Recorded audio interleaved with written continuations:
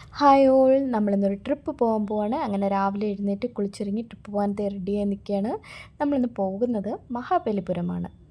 ആദ്യമായിട്ട് നമ്മൾ കാണാൻ പോകുന്നത് അർജുനാസ് പെനൻസും ഡിസെൻഡൻ്റ് ഓഫ് കിങ്ങയാണ്. എൻട്രി ഫ്രീ 40 ആണ്. ടൈമിംഗ് 6 to 5:30 ആണ്. നിറയെ മരങ്ങളൊക്കെ ഉള്ളൊരു ശാന്തമായ പ്ലേസാണ്. ഇതാണ് അർജുനാസ് രഥ. പല്ലവ ആർക്കിടെക്ചറിൻ്റെ ടൈമിലുള്ളതാണ്. യുനെസ്കോ ലിസ്റ്റിൽ വരുന്നുണ്ട്.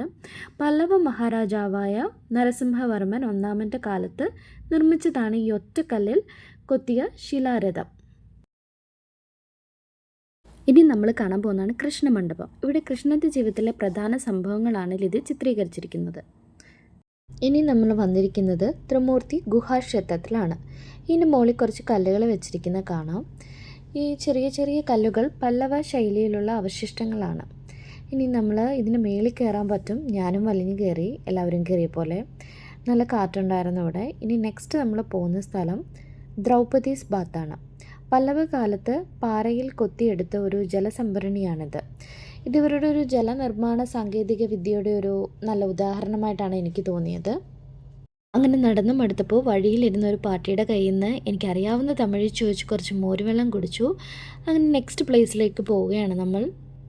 ഇനിയാണ് നമ്മൾ മെയിൻ സ്ഥലത്തോട്ട് പോകുന്നത്. ഇവിടെ 2 കഥകളാണ് കാണിച്ചിരിക്കുന്നത്. ഒന്ന് അർജുനൻ്റെ തപസ്സും ഒന്ന് ഗംഗ അവതരണവുമാണ് കാണിച്ചിരിക്കുന്നത്. ഇപ്പം നമ്മൾ എത്തിയിരിക്കുന്നതാണ് സീ ഷോർ ടെമ്പിൾ. ഇത് ബേ ഓഫ് ബംഗാളിൻ്റെ തീരത്തായതുകൊണ്ടാണ് ഇതിന് ഈ പേര് ലഭിച്ചത്. ഇത് സൗത്ത് ഇന്ത്യയിൽ തന്നെ ആദ്യ കാലഘട്ടങ്ങളിൽ കല്ലുകൊണ്ടുണ്ടാക്കിയ ക്ഷേത്രങ്ങളിൽ ഒന്നാണിത്.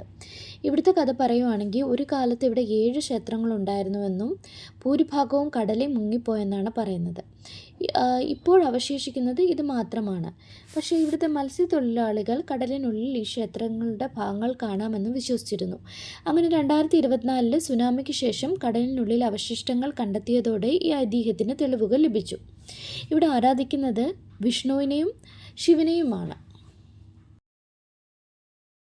ഇപ്പോൾ നമ്മൾ കാണാൻ എത്തിയിരിക്കുന്ന പഞ്ചരഥാസാണ്. പഞ്ചരഥാസ് എന്ന് പറയുമ്പോൾ മഹാഭാരതത്തിലെ പഞ്ചപാണ്ഡവന്മാരുടെ പേരിലാണ് അറിയപ്പെടുന്നത്. ക്ഷേത്ര മാതൃകയിലാണ് എല്ലാം തന്നെ നിർമ്മിച്ചിരിക്കുന്നത്.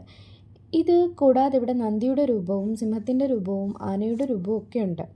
എല്ലാം ഒറ്റക്കല്ലിൽ തന്നെയാണ് ഇവർ നിർമ്മിച്ചിരിക്കുന്നത്. ഇതെല്ലാം കണ്ടു കഴിഞ്ഞപ്പോൾ ഞാൻ ആലോചിച്ചു, എത്ര വർഷം എടുത്ത് കാണുമല്ലേ ഇവരിതൊക്കെ കംപ്ലീറ്റ് ചെയ്യാൻ വേണ്ടിയിട്ട്. പിന്നെ ഇവിടെ എപ്പോൾ വന്നാലും എവിടെ നോക്കിയാലും നിറയെ ആളുകളാണ്. ഇവിടെ ആൾക്കാർ വരാതിരിക്കുന്നില്ല, നിറയെ ആളുകളാണ്. വണ്ടിയൊക്കെ പാർക്ക് ചെയ്യാൻ ഭയങ്കര ബുദ്ധിമുട്ടായിരുന്നു. അങ്ങനെ എല്ലാം കണ്ടു കഴിഞ്ഞിട്ട് നമ്മളിവിടെ നിന്ന് മടങ്ങുകയാണ്. അപ്പോൾ ഓക്കെ, ബൈ.